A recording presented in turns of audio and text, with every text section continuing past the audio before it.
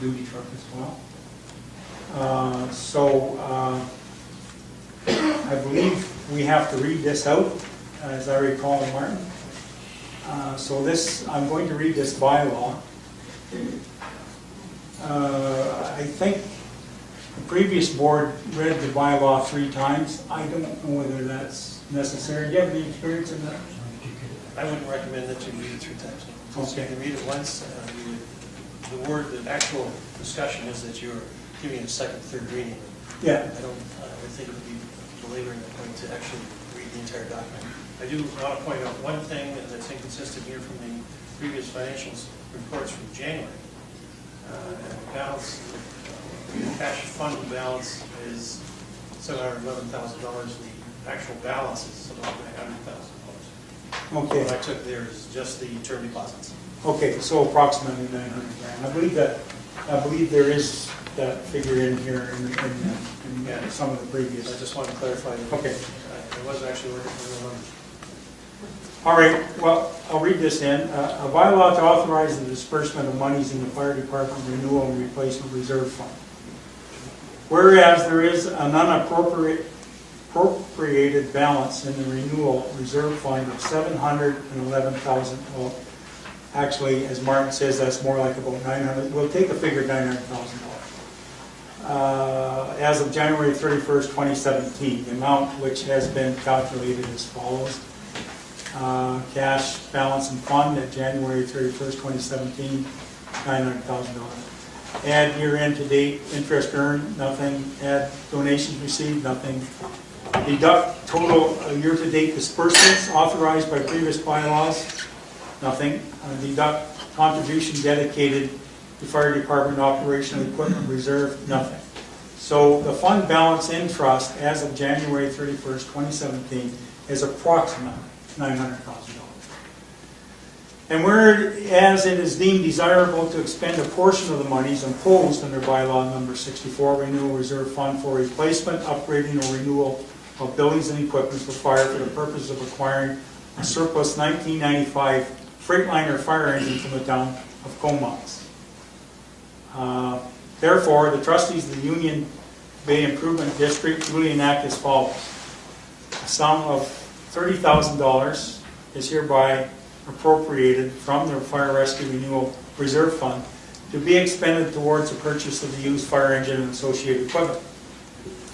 The expenditure to be carried out by the monies hereby appropriated shall be more particularly specified and authorized by resolution of the trustees. Should any of the above amounts remain unexpended after the expenditures hereby authorized have been made, any unexpected balance shall be returned to the credit of the said reserve fund. This bylaw may be cited as the 2017 Fire Department Renewal Reserve Fund Disbursement Bylaw. So we'll take it that this is, we have done the second and the third reading, and we will look for a motion from the board to adopt this bylaw. A motion for to accept this bylaw. Could I have a second, please? I second that. Votes in favor? Okay, thank you very much. Then the motion is carried. I didn't actually need to vote on it 3 times. Okay. You have to read it 3 times. You need to go through it. So you actually have to go through that. Okay, so can I have a motion to accept this bylaw as written? Second time? Yes, got a motion for Could I have a second? Those in favor? Okay. Motion's carried. Could I have another motion to accept this bylaw as written? Motion to accept it. Yeah. Could I have a Second it. Those in favor? Okay, motion's carried. Okay, now, we didn't put in what we might have to come up with if we have to buy a service truck. However, we can deal with that if and when the time comes, if that's okay with everybody. Okay. Yeah, that would be separate. Okay. We've approved 30 grand for the main fire engine, but we didn't get into what we might have to spend to replace the duty truck. But we can do that at a later time. Okay, so that, I think should take care of that. All right, where are we here? Okay, now we get to, we have to schedule a date for the 2017 AGM and the forthcoming elections.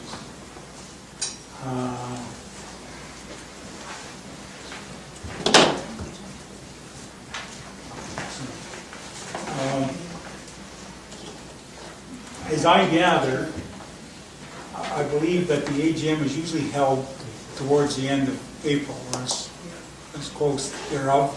That allows a lot of people, I guess, to go south for the winter, to return home and become part of the process. So if we don't have any... Last year was April 2nd. Yeah, I know, I thought that was early. And I think we did get some feedback on that. I'm of the opinion that we should have it more towards the end of April, to allow everybody time to participate. What are we looking at for dates there? We were looking at the Thursday evening after Easter, which I think is the 20th, is that correct? 20th? That was for the AGM and the elections. We're proposing the 22nd, which is the Saturday following. Okay. And then there would be a advance poll prior to the AGM. I haven't got a date for you for that yet. Okay. Is there a rule around how much advance it should be, or all of them? No, that wouldn't be in the same. Yes, I will. Thank you. Yeah, Jim would just put a thought in my ear here that just to remind everyone that we will not be voting, we will not be carrying out the election at the AGM. I know this has been done in the past, but it was caused for a lot of problems. So the vote will be separate from the AGM, and we will have an advance poll. Now, I suspect that the election, last year the poll was open from 8 in the morning to 8 in the evening. I don't think that will be necessary this time because we will have an advance poll. Last year we didn't, so that's why we had a longer date. So I think if everybody is okay with that, perhaps we could pick a time, let's say from 10 in the morning till 8 in the evening. Well, maybe we should discuss it. Okay. Let's go, why don't we go with the dates? Yeah, Let's we go have with the dates and then we can make it. The AGM would be, Martin mentioned the 20th, that would be in the evening. Yeah. Yeah. And then Saturday, during the day, would be the election. Yeah. Yeah. Yeah.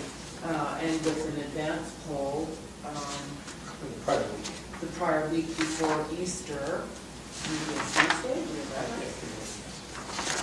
advance poll on the Tuesday. So I would move towards Tuesday the 11th. Thinking the election day, Saturday, doesn't need to go into the evening because we're providing the evening time. What on time? the advance poll. What time as Jim pointed out, I don't. There may be something on the Elections Act about Yeah, that. I think there is, we have to look into that. But nevertheless, let's just center on the dates now. Yeah. And Martin can set the times, I don't have a problem. Yeah. You know, once we find out that we're not in conflict with the Elections Act. So the 20th is the AGM. In the evening. 20th, yeah. What was it again? 22nd was? 22nd Saturday for the election, the all day for people. The AGM, when's the AGM? The 20th. And the advance poll on the 11th, which is a Tuesday. On the 11th, you said? Yeah. Okay. Tuesday in the evening. Okay. Advance poll in the evening? Yeah, that's to accommodate people. Okay. Yeah, so there is a chance for working people to come out in the evening Yeah. or Saturday. Okay. Okay. All right, well, yes, that sounds good, because I think the last time we had the advance poll, we had it midday. I think we know it was open after. Anyway, okay, fair enough. So let's get a motion from the board that we accept these dates. Tuesday 11th for the advance poll, the 20th for the AGM, and the 22nd for the election. 20th for the AGM? Yeah. Yeah, I put a motion forward to accept these dates for those, for the AGM, the election and the advance poll. All right, another seconder for that? Okay, we'll take a vote on it? Motion carries. Okay, good. So that would mean, just a question, nominations would have to be in by, Now that we've established a date, I have to start the when nominations need to be, when documents need to be supplied. Some stuff to do between now and then. but I'm just scribbling. I don't know when the exact date is. Thursday's AGM. I was actually already booked, just in case. Good one. Jim, it's not on the agenda, but we are under an obligation to provide a board of variance if anyone has any objection to our assessment. We're getting to that. No, so I don't think It's not on there. No, Okay. it's not. Yes, that's correct. It was on one of these. We have to establish a board of variance because we do we do tax people through the parcel tax, and as such, we have to provide a board of variance. Should anyone object to whatever. Now, normally there's not. May I speak, Jim? Yes. You've all received an assessment notice from us. It has no money on it. There's really not very much to object to. If you believe that your property description is incorrect, or your classification, I think there's A or B, is incorrect. Honestly, I'm not actually sure what the difference is at this point. I believe one is commercial and residential. Those are probably the only two things that you could bring to the board. Neither of them are going to affect your parcel tax. So this is something that is required of us by the province. It has been done in the past. No one has showed up because if anybody had that kind of objection, they usually come in and tell us that it's wrong. So I don't actually anticipate that anyone will need to use the board of variance, but we are required to offer it. I thought an email already circulated on that issue asking for date. I didn't see it. They have. It may have. Yeah, it was mentioned at one Yeah. point. So if you want to pick a date, I will be available. Should there be a request for service. I'll see what the requirements are. If one of the other members, Yeah, we'll get a date and we'll figure out one of us. It can also be a landlord that wishes to volunteer their services. It doesn't have to be a landlord. okay, I don't see anybody leaving up to that. But that is also a possibility. What we're anticipating is that if somebody, you just need to be available as a board member. yes. And if somebody actually does come in with a variance, then we would call you to come in and deal with it. But I don't see you sitting around for 2 hours or 3 hours for the board of variance. I nominate Jim. I think I missed that. I nominate Jim. For the board of variance. So, okay, well, I guess we have to ask for a motion on that. Could I get a motion nominating Trustee Elliott to act on the board of variance? I was just kidding, Do we need a motion? Well, okay, if everybody's okay that we don't need a motion, we'll take it. I think we need a We motion need somebody to volunteer to to convene You a board of variance, right? Yeah, That's what we I need. believe so, yeah. I think you're right, Jim. So let's take a motion that we convene a board of variance. Are you willing to, Peter? Okay. And I'm willing to act as well. I should be available. So if we can get a motion to that effect, and can we get a seconder? I second it. You vote? you Yeah, vote? I can make the motion. I Yeah, don't know you exact second it? wording. Okay, those in favor? Okay. I will. Motion's carried, and you'll let us know about it. Okay, thank you. All right.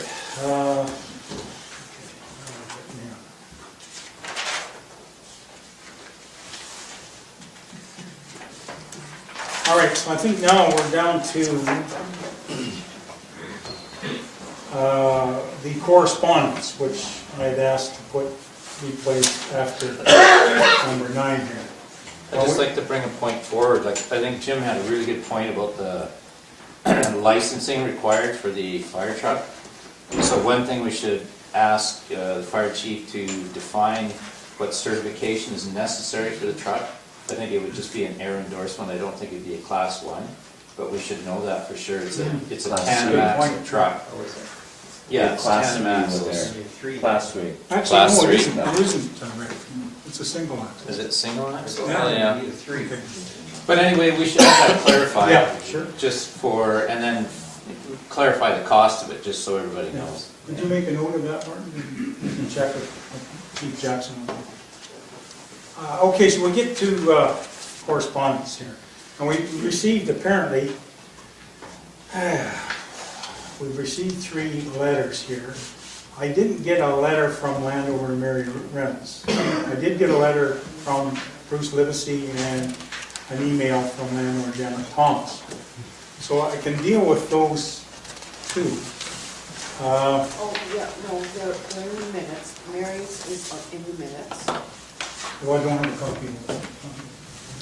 Okay. Well, I don't have, but I don't have the actual letters. Oh, I don't know. I received confirmation from Kevin that they'd be on the agenda tonight. Yeah, I don't have the actual letters. I haven't had a chance to get them. That could be because of the server problems we've had. I do, however, have the letters from the other 2 parties. So let's deal with those first.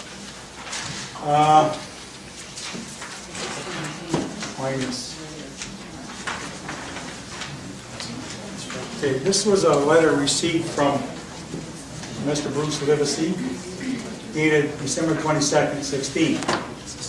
Strategic plan for Union Bay Improvement District. Currently, there's a very extensive strategic plan posted on the UBID website that outlined the previous board's outlook for the future of Union Bay. Given that none of the current trustees were involved in drafting that plan, and it's obvious that the majority of this board do not agree with the plan, it should be a priority of this board to review and revise that plan immediately. With all the controversy surrounding development, water infrastructure, and fire protection, landowners want to know what plans the board has in place to ensure that services provided by UBID will be maintained and enhanced in the future.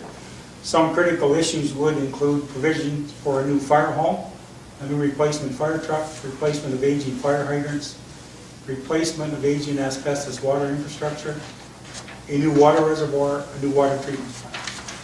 Please advise me when we expect to see a revised strategic plan that addresses the above issues and any other objectives the board may have. So my reply, and this is coming from me, so it's my own thoughts.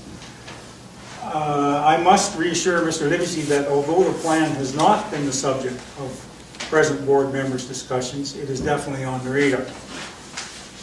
As evidenced at this very meeting, plans are already underway to acquire a newer fire truck, and I feel quite confident that this will be done. So that addresses his concern about the new replacement fire truck. I believe all board members are well aware of the other points in Mr.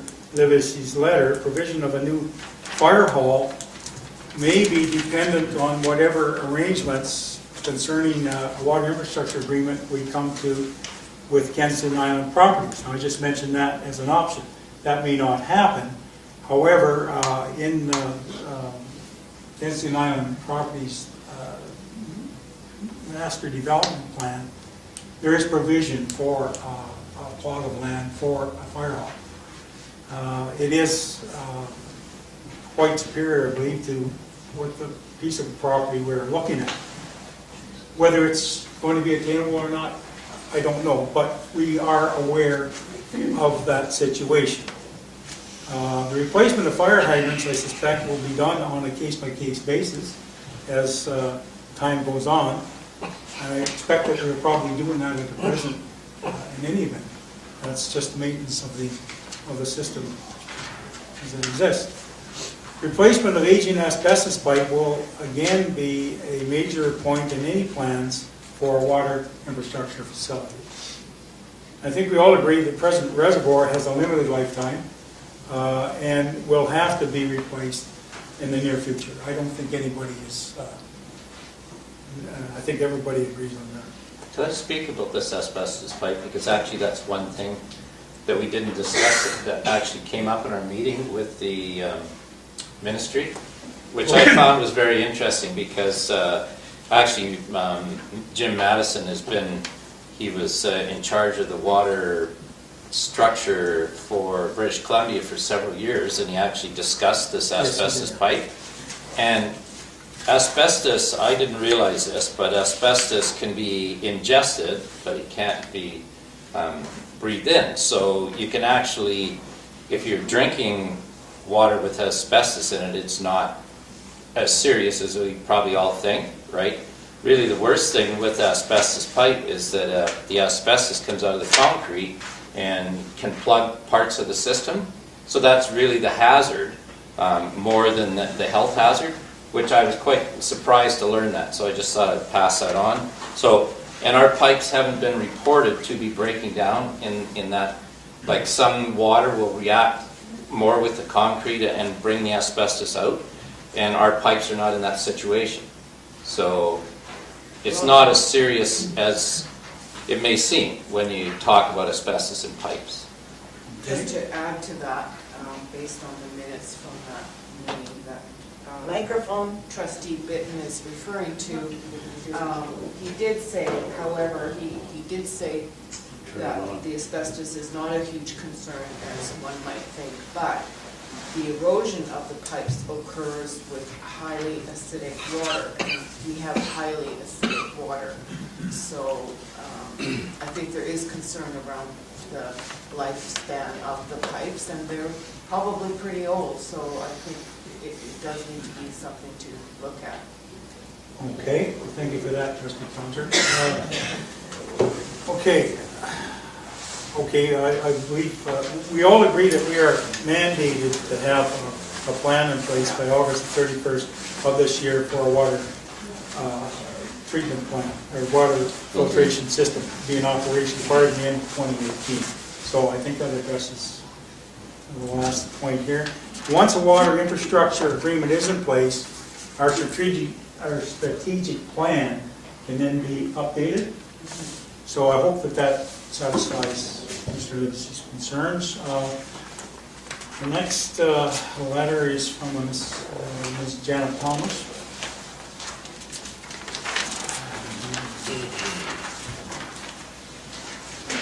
So just to go back to Mary's letter where the attachments are not here, Yeah. will that be moved forward to the? Well, I can reply to that. It was received by email. There was no request to have it read out at the meeting, so we can reply to that via email. And it will be replied to. Okay, will you be sure to circulate? Yes, and I can circulate to the board members if that's okay with Ms. Reynolds. We'll have to clear that with her first.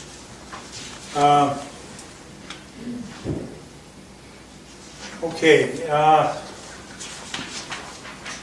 Now this is a long request for information. To start out, I tried to answer this point by point. Ms. Thomas states, are you planning on employing Mr. Hugh McConnell to finalize a formal report with the engineers and Coors and Associates Engineering to undertake a technical review of our existing water system to be used with any future negotiations of a new water service agreement, WSA, with Kenson or any other developers? If no, why not? I believe, and I've answered in this respect, that I believe any agreement that we come up with KIP will have to include a review of our present water system. I'm not sure at this time what engineering firm will undertake this. I may not even be here when this happens. However, yes, obviously I think we have to look at that. 2, have you submitted or do you plan to submit an application to the provincial water authorization section of the Ministry of Forests, Lands and Natural Resources to increase the number of water connections as enumerated in the 2 water licenses for Langley Lake held by UBIT. And I responded to that by saying, should this become necessary, then changes to the water license can only be done through a process of this nature. You have to bear in mind that this may never take place, as this scenario is so far in the future that other sources of water may be in place at this time. So yes, there has to be that process should we have to exercise that. Number 3, have you hired or are you planning to hire a regional dam specialist to do a geotechnical report and or other necessary reports to determine whether the 1912 Langley Lake Dam can be raised? Well, again, this is so far in the future. I mean, I'm going to be dead by then. I know I will be. However, again, should this become an issue in the future, then of course, a course of action such as you mentioned would have to take place. I don't foresee myself being there, but yeah, it's a good point. Are you planning on undertaking a comprehensive water study and long-term storage capacity of Langley Lake in light of future possible population increases? There was number 4, which was, have you consulted with the... Oh yes, sorry, yeah, I missed number 4. Have you consulted or do you plan to consult with Island Health, the Ministry of Environment, and the appropriate government agencies to determine the necessary allotment for fire suppression, impacted ecosystems such as downstream salmon-bearing and trout-bearing creeks for any increase in the water license? Again, I believe the points you mentioned here will have to be addressed not only for any increase in the water license, but also for any water infrastructure facility that may be constructed. Bearing in mind also, we're very cognizant of the downstream salmon-bearing. As a matter of fact, I was part of a work crew that reconstituted the lower part of Washer Creek because it was eating away a lot of the property to our hall. And as a result of that, we did it in conjunction with the Fannin Bay Salmon Enhancement Society. They did a wonderful job, and as a result of that, we had the biggest return of chum salmon to Washer Creek that has ever been seen in these parts this last fall. So, yeah, it was pretty awesome to be part of that. So anyway, yes, you're aware of that. Are you planning on undertaking a comprehensive water study and long-term storage capacity of Langley Lake in light of future possible population increases, occurrences of drought, and climate change? Some studies have been done on this matter in the past. I believe one of the previous board commissioned a study on this, if I'm not mistaken. It wasn't completed, and the